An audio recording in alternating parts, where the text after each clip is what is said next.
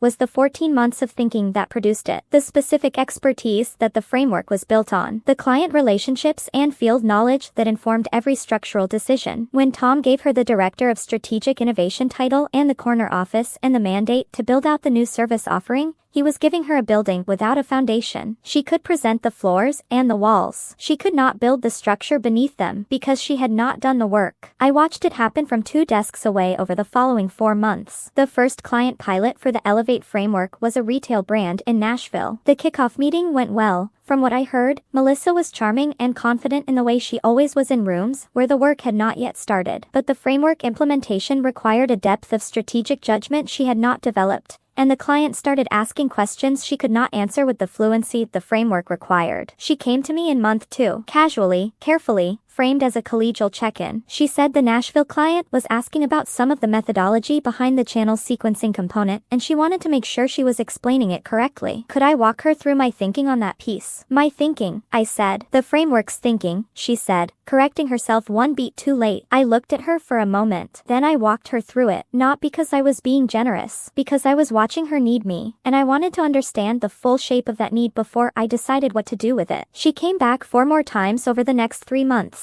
Each time slightly less casual, slightly more urgent. The Nashville client had escalating concerns. A second pilot client in Phoenix was asking for methodology documentation that went beyond what the presentation deck covered. Tom was starting to ask questions about the rollout timeline she had promised in her original presentation. The framework was built on expertise she did not have, and the only person in the building who had it was the one she had taken it from. Sandra Okafor joined Meridian as VP of Strategy and Operations on a Monday in October. She came from a larger firm in Chicago where she had spent 8 years building and auditing strategic service offerings, which is a specific kind of experience that means she knew exactly how to look at a framework and determine whether the person presenting it understood what was underneath it. She spent her first 2 weeks meeting with every member of the strategy department individually. My meeting was 40 minutes on a Wednesday afternoon. She asked about my background, my current client work, and what I thought Meridian's biggest strategic opportunity was over the next 3 years. I told her about the cross-platform integration methodology I had been developing. I used that language deliberately, that I had been developing. I did not mention Melissa. I did not mention the promotion. I simply described the intellectual framework in the precise technical language of someone who had built it from the ground up, and I watched Sandra's eyes sharpen as I spoke in the way that experts' eyes sharpen when they recognize expertise. She asked 3 follow-up questions that went several layers deeper than the surface of the framework. I answered all 3 without hesitation. She thanked me. She said she had found our conversation very useful. 3 days later, she called Melissa into a separate meeting. I do not know exactly what was discussed. What I know is what Priya told me afterward, which was that the meeting had lasted 25 minutes and that Melissa had come out of it looking like someone who had been asked questions she did not know the answers to. 1 week after that, Sandra requested a full audit of all major strategic projects submitted to leadership in the previous 2 years. She sent the request to Tom Briggs in an email that was copied to HR and to Meridian's general counsel. I read the email because I was copied on it. I was copied on it because Sandra had added me to the distribution list herself. The meeting was on a Thursday at 2 p.m. Conference Room B, the one with the long table and the windows that faced the parking deck. Sandra was already seated when I arrived. Tom Briggs was there. Carol from HR, Meridian's general counsel, a quiet man named Richard Park who I had spoken to exactly twice before this day. Melissa arrived 3 minutes after me. She sat down across the table with the careful composure of someone who had been preparing for this and was not going to show that the preparation had been necessary. Sandra opened the meeting. She said she had been reviewing the strategic project submissions for the previous 2 years as part of her standard onboarding process. She said she had some questions about Project Elevate that she wanted to work through as a group. She asked Melissa to walk the room through the development history of the framework. Melissa talked for 7 minutes. She was good. She had been living with the framework for 8 months, and she had learned its surface fluently. She spoke about the market opportunity, the client value proposition, the rollout structure. She used the right language. She sounded like someone who understood what she was presenting. Sandra let her finish. Then she asked 3 questions. The first was about the theoretical basis for the channel sequencing model, specifically, which existing academic or industry frameworks the sequencing logic was built on or in response to. Melissa paused. She gave an answer that was general and correct in the way that a summary of a Wikipedia entry is correct, true at the surface, empty underneath. The second question was about the decision to price the framework as a standalone product rather than embedding it in retainer agreements, and what client research had informed that decision. Melissa's answer was shorter, less certain. The third question was about the original concept development. When the idea was first formalized, what the earliest documentation looked like, and who had been involved in that initial phase. The room was quiet. That was when I reached into my bag. I placed the folder on the table. I said, I can answer that question. I walked the room through the development history of Project Elevate from the first concept brief in February of the previous year to the Thursday session with Melissa in March, 14 months later. I did not editorialize. I did not accuse. I presented the timeline the way I would present a project status report,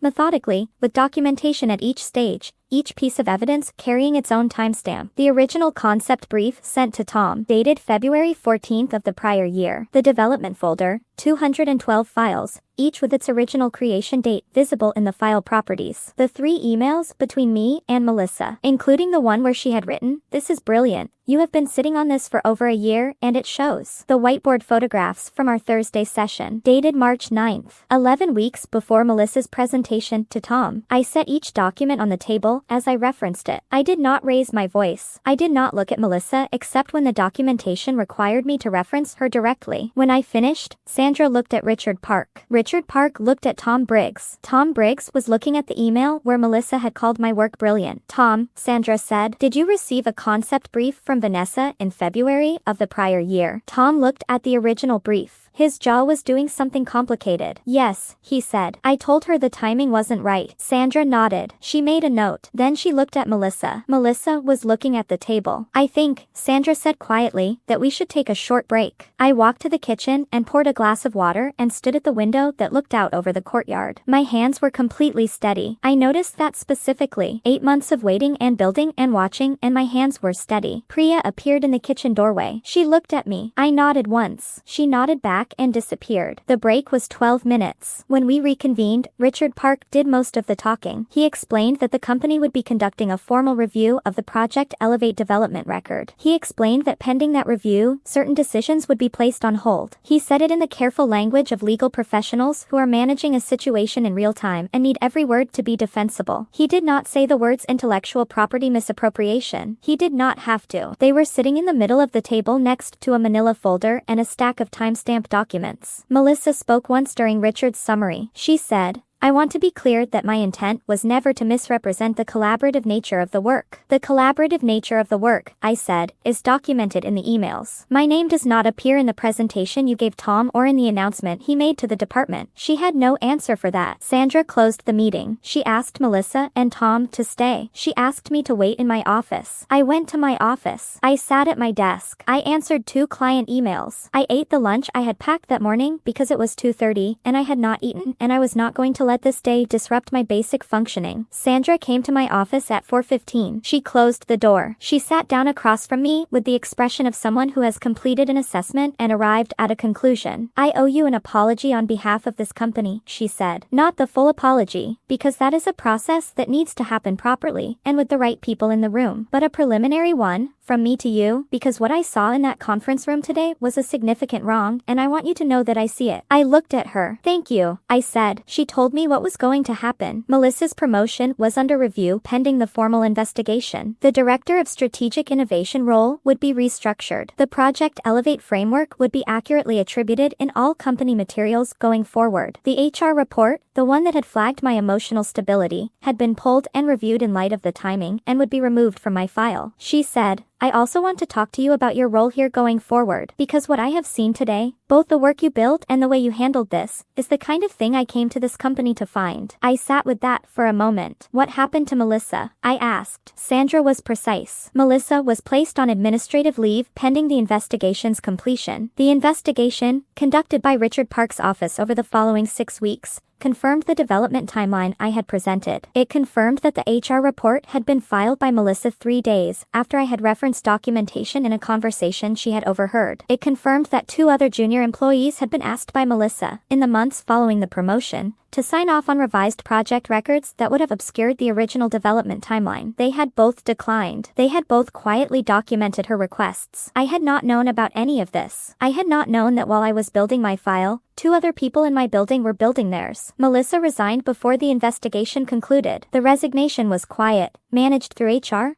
The kind that comes with a mutual agreement and a non-disclosure that runs in both directions. I do not know the specific terms. I know that she left on a Thursday and that her office was cleared by Friday afternoon. Sandra offered me the Director of Strategic Innovation role in January. I want to be honest about how that felt, because it was not simple. It was not the clean vindication that the word justice implies. It was something more complicated. The feeling of being given something that had always been yours, 8 months late, by people who should have seen it the first time. The satisfaction of that is real. So is the grief of the months in between. I took the role. I negotiated the title, the salary, the reporting structure, and a provision that Project Elevate would carry my name in all external materials as its originating architect. Richard Park drafted the provision. Sandra signed it. I also asked for something that surprised them both. I asked that Priya be promoted to coordinator level with a salary adjustment.